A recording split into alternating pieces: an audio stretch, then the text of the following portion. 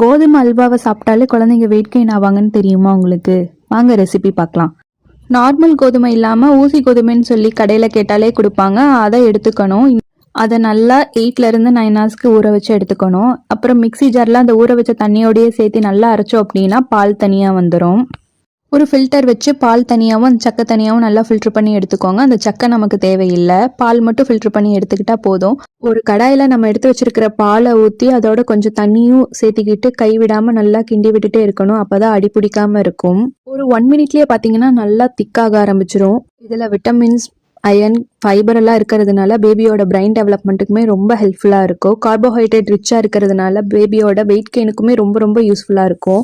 ஸ்வீட்டுக்காக நான் கொஞ்சம் பனங்கற்கண்டு சேர்த்துக்கிட்டேன். இதில் டேட்ஸ் பவுடர் கூட நீங்கள் ஆட் பண்ணிக்கலாம் ஸ்வீட்காக. ஒரு 5 to 10 minutes பார்த்தீங்கன்னா நல்லா கெட்டியாயிரும். இந்த மாதிரி ரெசிபி வீடியோஸ் பார்க்குறதுக்கு மறக்காமல் நம்ம சேனலை சப்ஸ்கிரைப் பண்ணிக்கோங்க.